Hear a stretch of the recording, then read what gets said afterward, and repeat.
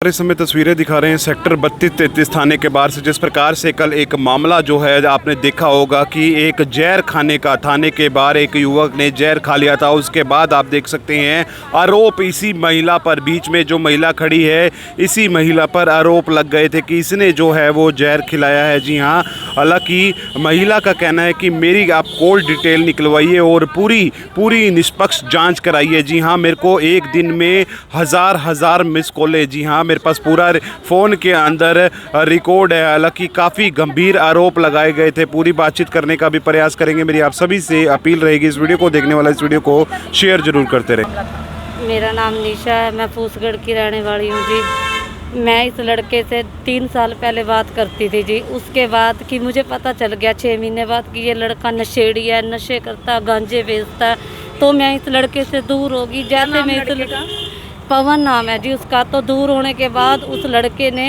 मेरे को टॉर्चर करना जरूर कर दिया। टॉर्चर करता था, मारता था, कूटता था। और उसके बाद लड़के ने कम से कम 20-25 लड़के लेके मेरी गली में खड़ा हो जाता था।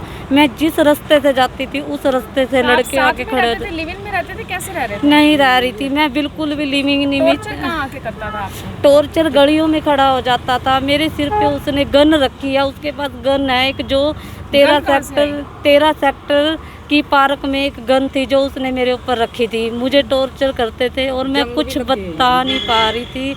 मैं इसलिए नहीं बता पा रही थी। खुद की मर्जी से मिलने गए थे जब ये गन मुझे उसने 2-3 लड़कों ने उठा के लेके गए थे, मुझे पकड़ के लेके गए थे। मैं अपने परिवार वालों को बता नहीं पा रही थी। मैं डरती थी, मैं इसलिए डरती थी कि मेरा परिवार मुझे बेघर कर देगा। मेरे भाइयों पे बात आ चुकी थी। वो तो आपको अपनी प्रेमिका बोल रहे हैं आप? नहीं, मेरी कोई प्रेमिका नहीं। मेरे पास इस टाइम रिकॉर्डिंग।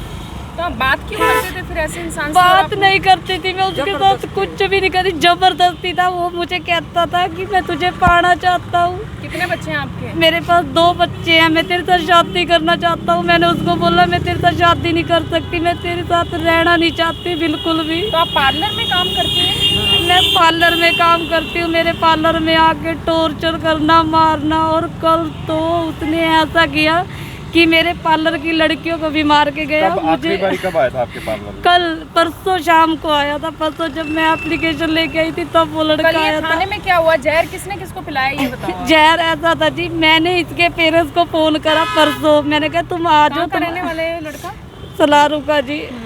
और उसके बाद मैंने पेरेंट्स को फ़ोन करा। मैंने कहा ऐसे ऐसे बात है, आप अपने लड़के को समझा लो। इसके पेरेंट्स ने बोला तू जहाँ मर्जी जा रंडी, मतलब उन्होंने बहुत गलत बोला कि हम नहीं आते, ना हमारा कोई मतलब है। हमने बेदखल कर दिया उसको।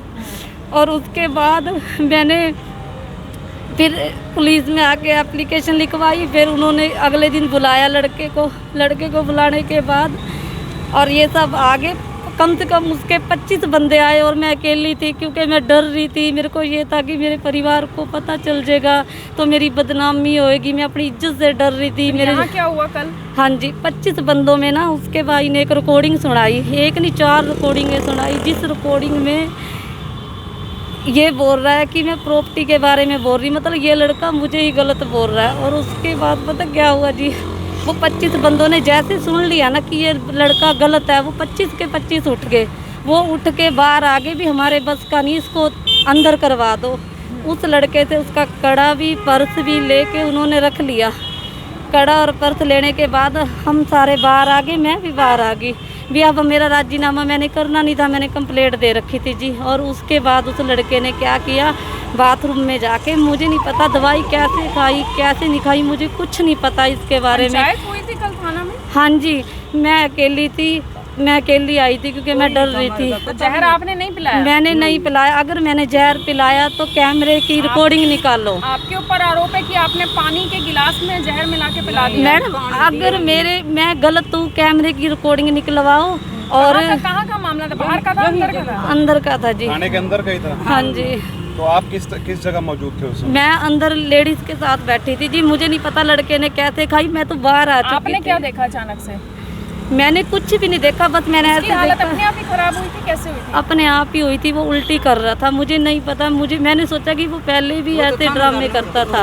अब आप चाहते हैं कि आपने अब तक कितनी शिकायतें दी थी पवन के नाम? मैंने 4 शिकायतें दे चुकी हूँ। महिला थाने में दे चुकी 2 शिकायतें, या ये मेरी 4थी शिकायत थी।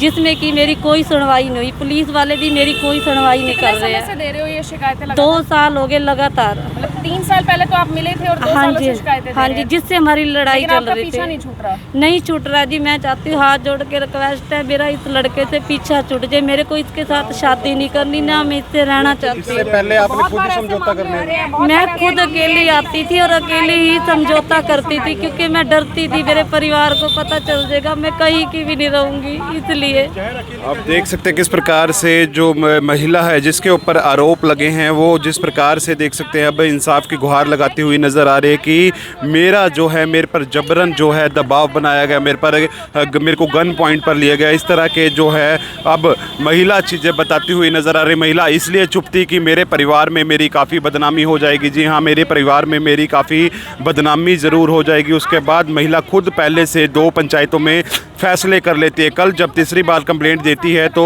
इसे जो है इसके ऊपर ही आरोप लगा दिए कि इसने जो है वो जहर जो है लड़के को घोल कर पिलाया है। मेरी आप सभी से अपील भी रहेगी, इस वीडियो को देखने वाला इस वीडियो को शेयर ज़रूर करते रहें।